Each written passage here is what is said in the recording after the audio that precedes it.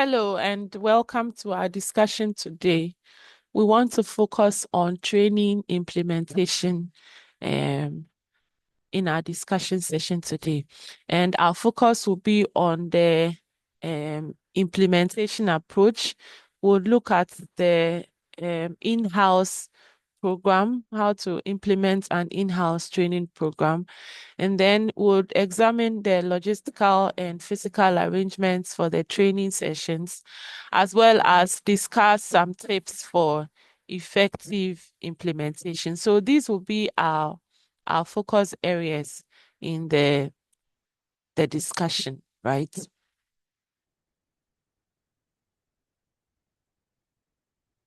So if we say training implementation involves all the activities that you will go through, all right, or all the activities that um the whoever is organizing the training would have to go through to ensure that whatever was planned is achieved. Okay, so implementation involves a series of activities through which training managers bring the course to learners in accordance with the approved design, right? So that all that you have put down during the design process of the training, you are able to roll it out and ensure that whatever skill, whatever knowledge, or whatever expertise you expect your learners to have, the implementation would ensure that this is really actualized, right? And it requires scheduling of the courses, the faculties or those who will handle the training sessions.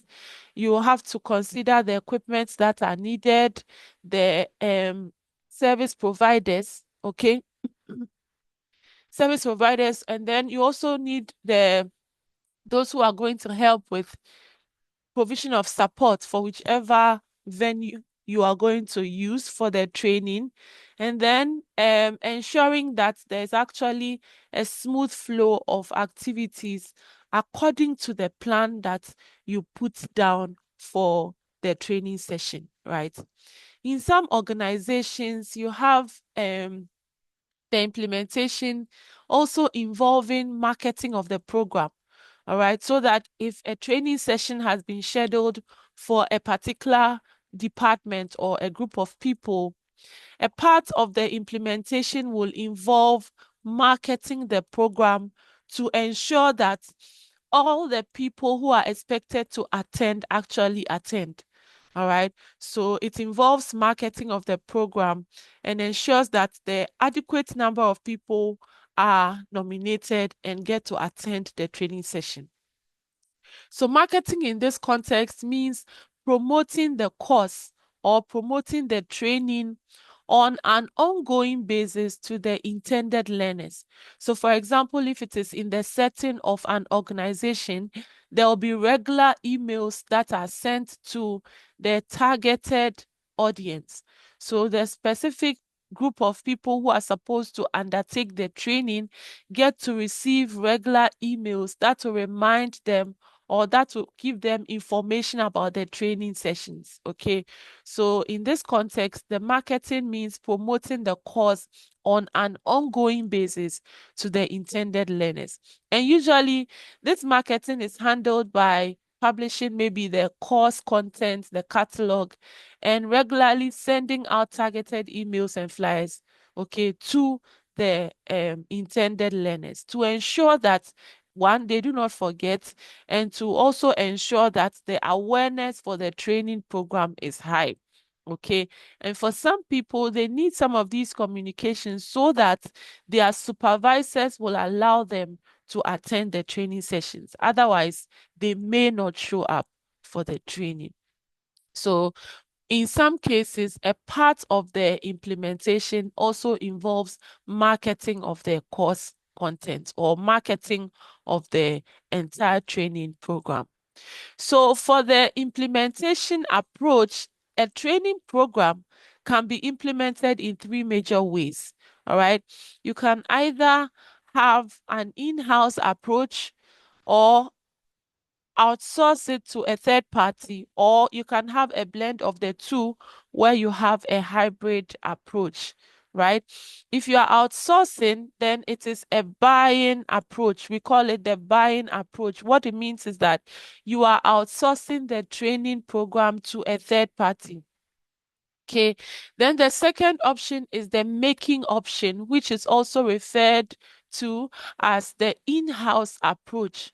So here, what it means is that the organization is conducting the training in-house, right? And then the third one is a mixture of the two, where the organization gets to handle a part of the training session themselves, and then they outsource the other part to a third party. So it's the hybrid approach or the blended approach. Okay, so you can have the in-house approach, the hybrid approach, and then the outsourcing. So in a case where the organization would decide whether to make or to buy the training, in other words, to organize the training in-house or to outsource to a third party or to have a hybrid session, it depends on a lot of factors, right? And that decision may be number one, based on the number of people to be trained. So, for example, if the number of people to be trained are such that they are more than the resources that the organization has, then the best option will be to outsource the training program. If, for example, the number of people to be trained are such that there are not so many, and so resources of the organization can handle the training session, then it can be had in-house. So the first factor that can affect the make or buy decision is the number of people to be trained, right? Another factor has to do with the expertise available. So if you look at the experts you have in your organization and the kind of expertise you need to offer the training, it can help you to decide on whether to outsource or have the training in-house.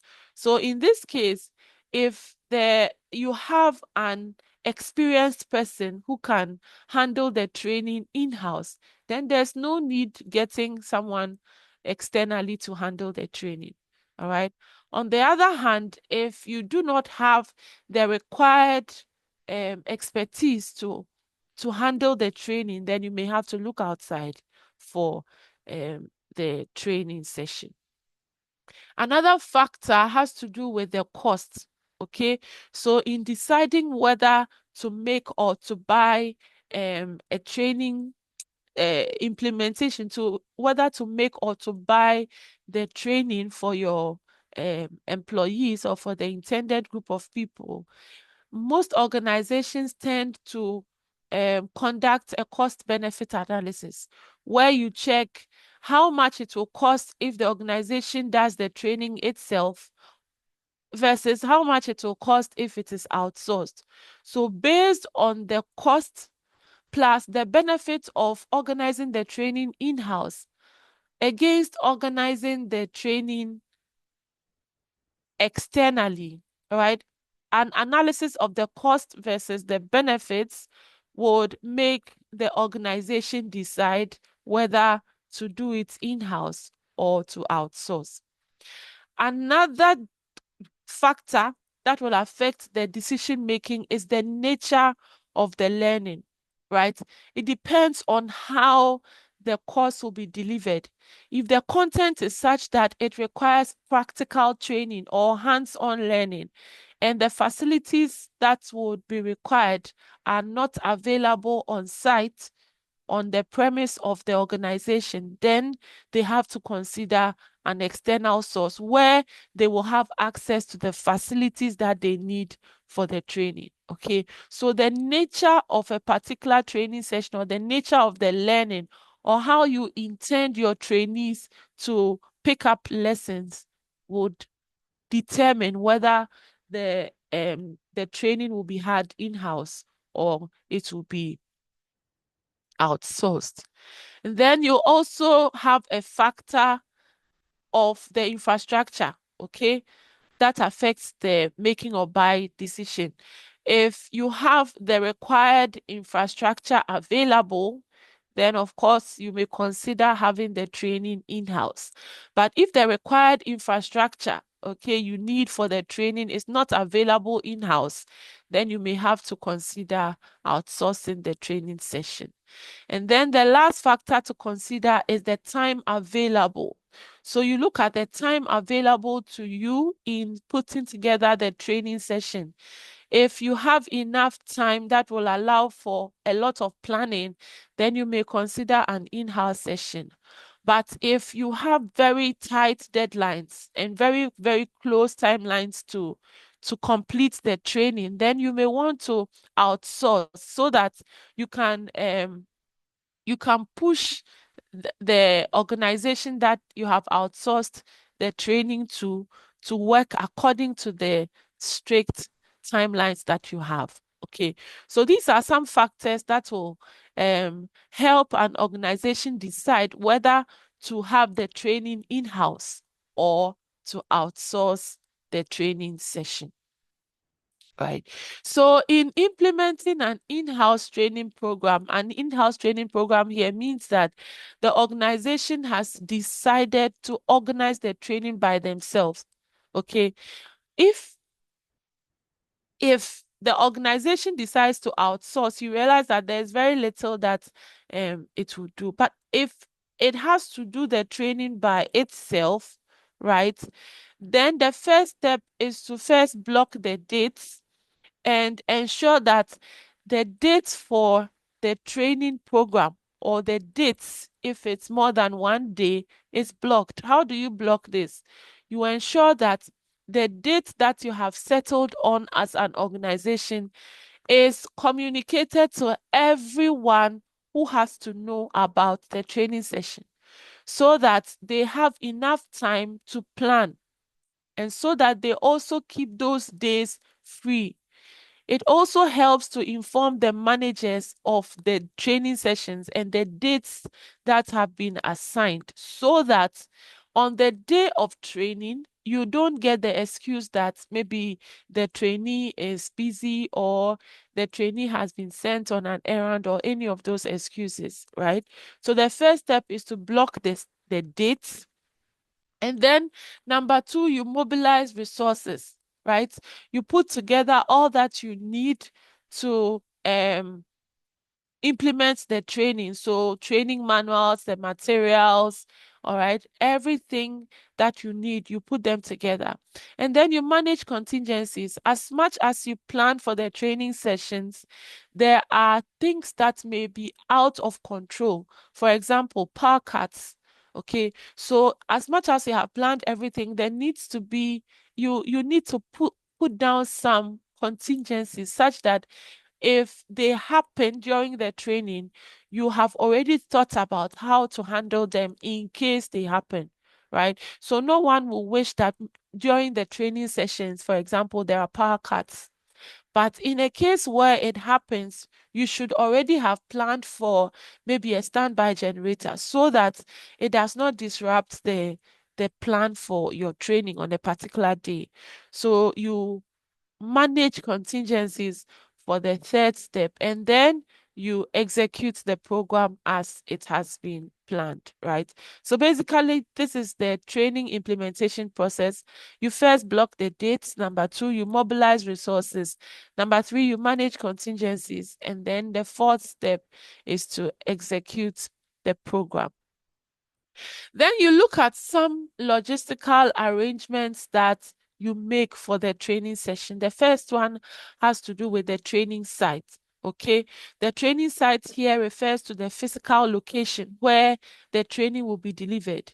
And this physical location may be an owned premise or a rented premise.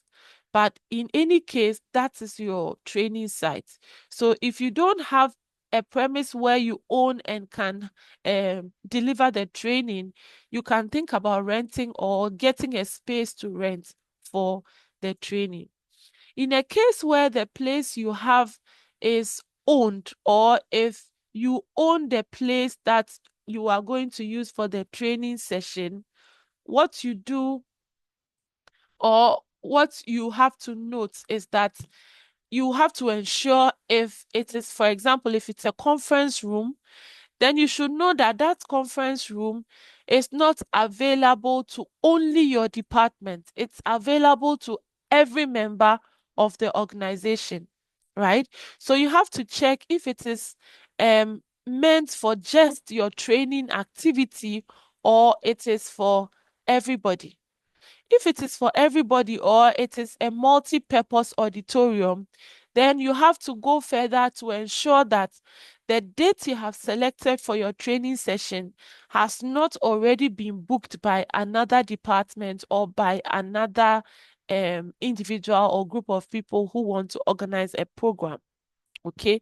If it is exclusively for your training session, then you do not have any problem. But if it is a multi-purpose auditorium, then you have to ensure that the space will be available for the scheduled training sessions. Okay. And ensure that it is available on the identified dates, right?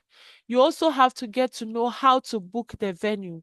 There are sometimes organizations have facility managers, and depending on how things are done in the organization, you have to book for the venue days before the scheduled date for the program. So you have to know the process of booking the venue and what will go into it, so that it's not like you wait until it's too late before you try to book for the venue, and that may not happen because you may not have access to the auditorium. So you need to plan way ahead of the time. And then you also have to check the space requirements and the space availability, so that if you have 100 people and the space available to you can only take 50, then it means there's a challenge, right? So you check the space requirements and the available space, right? If it's a multi-purpose place where you have um maybe a venue for lectures or a venue for classes, and a place where the participants will sleep, then you have to ensure that there is enough space for everybody, so that people don't get to be inconvenienced because they attended a training session, right? You also have to check and be sure that the venue has basic facilities.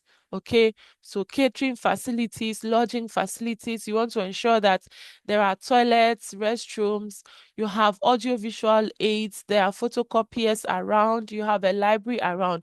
Depending on your requirements for the training, you may not need all of these available. For example, in a training session where the people will not sleep over, there's no need for the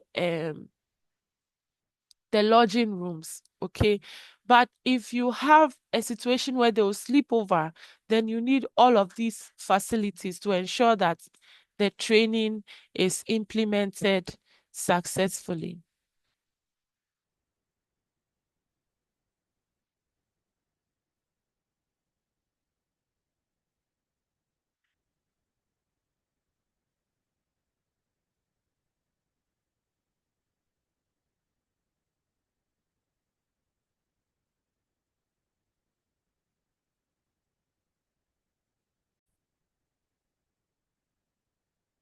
All right. So if it is a rented, it's a premise that you are renting, or you are going to rent out for your training session. In addition to all of this, you have to also check and be sure that you have very good transportation systems, where the trainees are going to get there to the site on time for the training.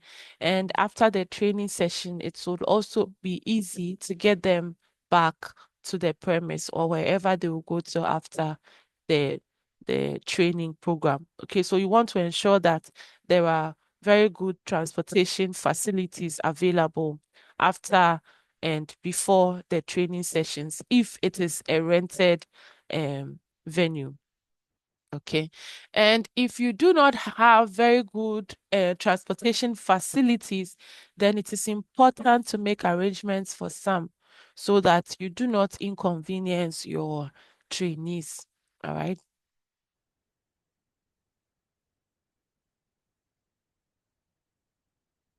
Then we look at some physical arrangements that have to be made for the training session. And here we focus on the seating arrangement.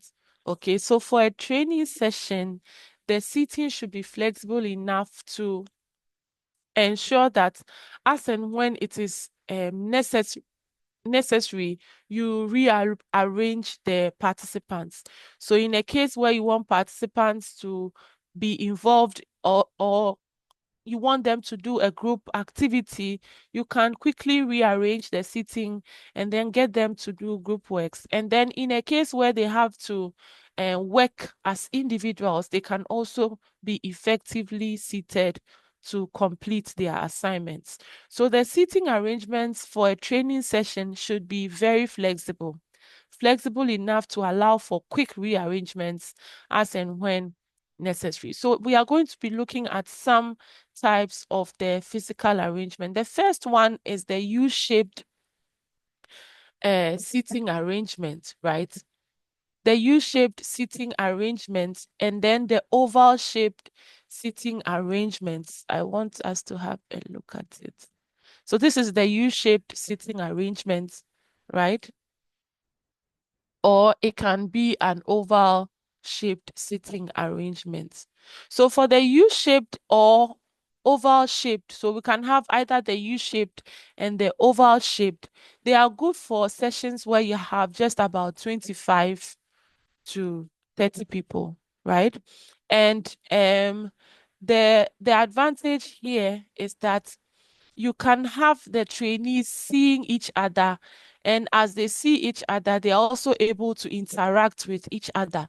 All right. So the U-shaped session or the U-shaped seating arrangements and the oval-shaped seating arrangements are good when you have training sessions that does not involve a lot of people. Okay, so if you have less than 30 people, then you may want to consider the U-shaped and oval-shaped seating arrangements. But if you have more than 30, so for larger number of trainees, like 50, 70 people, it will not be appropriate to have them seated in the U-shaped or oval-shaped seating arrangements, right? Then you have the round table seating method, which is good when um, your training session involves a lot of group activities. Okay, so if it involves a lot of group activities, then you may want to consider the round table seating method. And with this seating method, you notice that it's good, very good for group activities. But in a case where you want to assess the trainees individually, it becomes difficult because they would see what each person will see what the other person is doing. And so if you want to encourage independent work, it does not really favor independent work. They will get to be copying from each other and doing what the other person is also doing. But in a case where you want to encourage a lot of group activities in the training session, then it is encouraged that you have the round table seating arrangements. Then you also have the classroom seating arrangement, which is good for individual assignments. However, you'll notice that those ones are also not good for group interaction. The traditional classroom or um, seating arrangement is where you have people seated like a normal classroom, like what we see in a typical classroom, right? Okay, so this is it. You have people seated and like that. Okay. So that's a normal classroom seating arrangement. That's what we all saw when we sat in most of us, sorry, not all of us, most of us used when we were in basic school, right? But that's the traditional classroom seating section, and it's good for accommodating more people. So if you have a lot of trainees for a particular session, then you can have the arrangements in that way. And this is good when you want to assess the participants individually, right? But where you want to assess them as a group, or you want them to be involved in group activities, it becomes a bit difficult. And another disadvantage is that the trainees only see the trainer. So everyone is seated and they are facing the trainer, but they cannot get to interact with each other because they don't get to see the people behind them and those on their sides.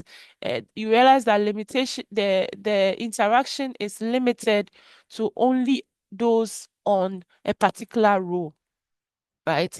So attention is on the trainer, and it's very inconvenient for group activities, like we have said. Okay.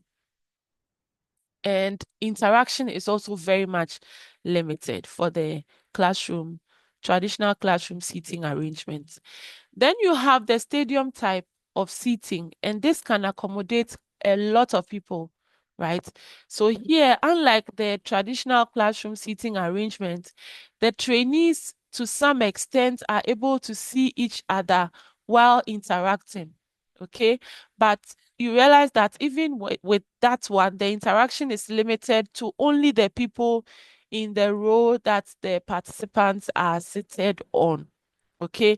And the trainee sitting in the front row will only have to turn back. So if someone at the back seat is speaking, those in the front row would have to turn to see the one speaking or to respond to the one speaking. Okay. All right. So if you want to design the seating arrangements, or if you want to put together the seating arrangements, whether the U-shaped, the oval shaped, traditional classroom, or the stadium type, it's important to know the number of employees, right? The area you have available to you for the training session, and how you want the training to be done. So if the training involves a lot of group work, then it informs you which of the seating arrangements to go for, right? If it involves a lot of individual activities, then it informs you which of the seating arrangements will work for you. If you have a large number of people, you also get to know which one to choose.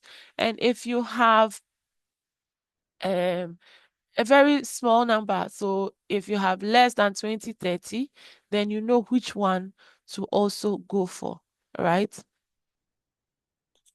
So this is it for the U-shaped sitting arrangement. You have the trainer here and then the trainees around the trainer. You realize that everyone gets to see the trainer and everyone gets to see themselves as they interact with each other, right?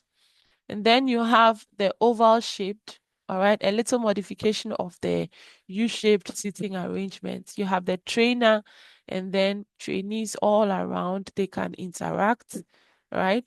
And they can also share ideas. Then you have the round table seating arrangements, okay, which is very good when you have large numbers and you also want to encourage group activities, right? But you'll notice that if the activities involve individual assignments or individual works to be done, then this seating arrangement will not allow for fair assessments because the participants would get to copy what their friends or their colleagues are doing. Okay, so but this is the round table seating arrangements. Then you have the traditional classroom seating arrangements with the trainer in front of the entire group and everybody seated in a horizontal, okay. So the next row is behind, directly behind each other. You don't get to see the person behind you unless you turn. Okay. And you also notice that there's very limited interaction when it comes to this seating arrangement. It is very good for individual assignments, but where you have group activities, this seating arrangement doesn't really help. Okay. Then you have the stadium type seating arrangement. This seating arrangement, like we said, is good when you have very large number of people that are undergoing the training. And you'll notice that it allows for some interaction, okay? Even though the interaction is limited, it allows for some interaction along the rows that the individuals are seated on.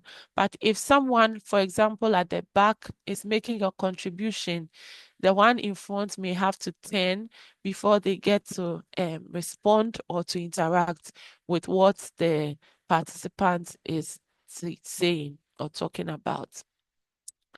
There are times that for some training sessions, if you have a large number of people, for example, if you have a training session for about 100 people, but um, you want the groups of people to interact, and it's such that you don't want the interactions to be interfered. So you don't want the various groups to get to know what the a particular group is discussing until it is time for presentation. Then there's the need for breakout rooms.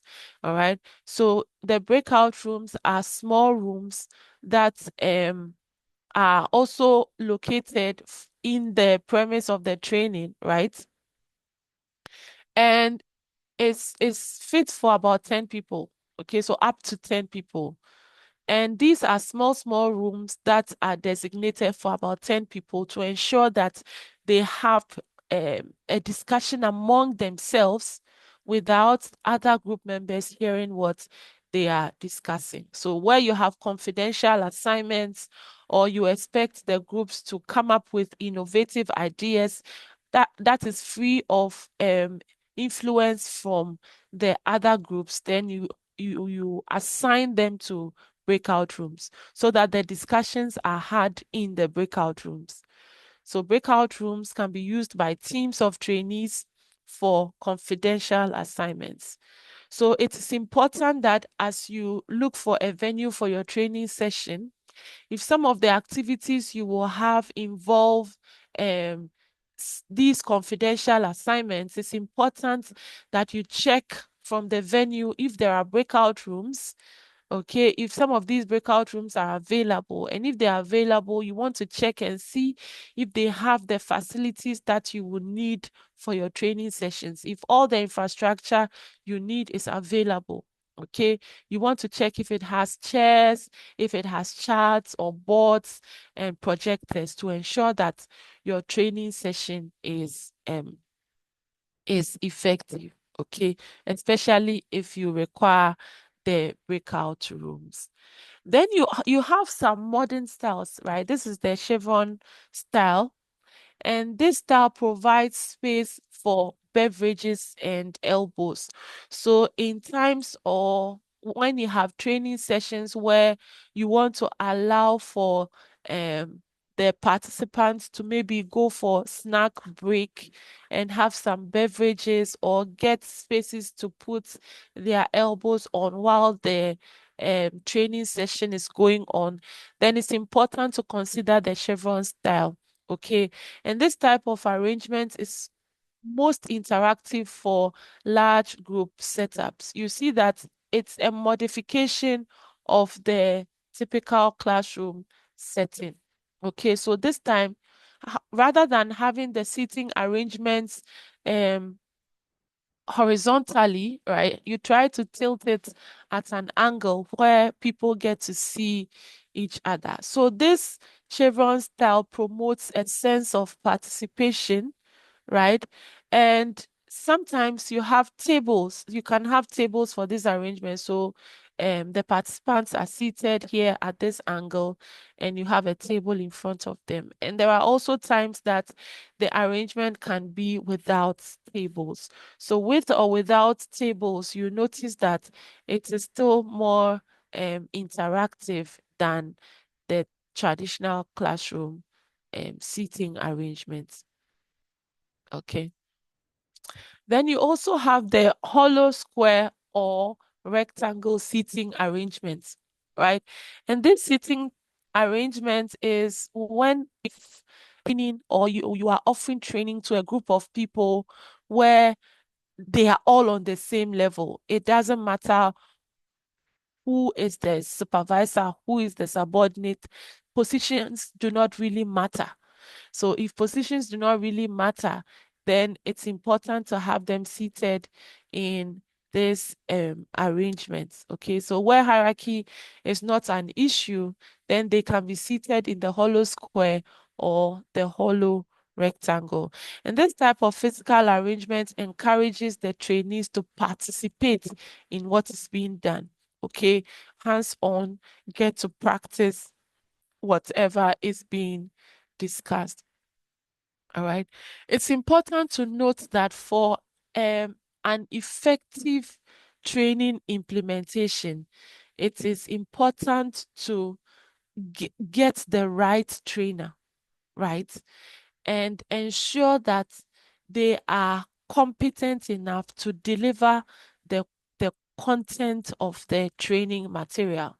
It's also important to equip the trainers with proper guidance. For example, in a case where the trainer is not a part of the organization and the trainer is coming from um, outside the organization, it is important to guide them so that they know exactly what is needed for the training session. Otherwise, you get someone from an external source, they come around, conduct the training, and yet you don't get really what you would have wanted to get from the training.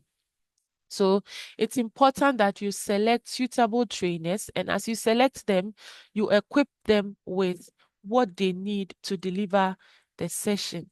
And then you also ensure that they manage the time effectively, so that if you have scheduled 2 days for the training session, by the end of the second day, everything you planned to do during that training has been done and the objectives have been achieved. So you have to ensure that your time is managed effectively. If a particular session is taking longer than planned, it is important to get things back in line and follow the schedules that were assigned each of the activities. And then it is also important that you make changes and adjustments as and when needed. Okay, so that it's good to have a plan, but as the plan is being implemented, if you notice that there's a better way of getting the same thing done, it's important that you rearrange whatever has been put down and ensure that the entire training is productive. Okay, so it's important to ensure flexibility as well as a better um, time management. Make adjustments as and when needed and ensure that your training goes as it has been planned, right? So for your activity, you are supposed to explain how you would go about implementing a 3-day training program, all right, or orientation for 50 marketers recruited by your department. So what you are supposed to do is to tell us how you would implement a 3-day training program for 50 marketers recruited by your department. And then you submit this on Moodle. So this is a graded activity. You submit it on Moodle. You check Moodle and the instructions will be there. So once you are done, you can submit it on Moodle. Please check the deadline and note that it will not be extended. So as much as possible, try and work within the deadline that you have been given. If you have any questions, feel free to ask on our various platforms. Thank you very much, and I wish you the best. Please check Moodle for the handle for submission of this activity or assignment. Thank you, and bye-bye.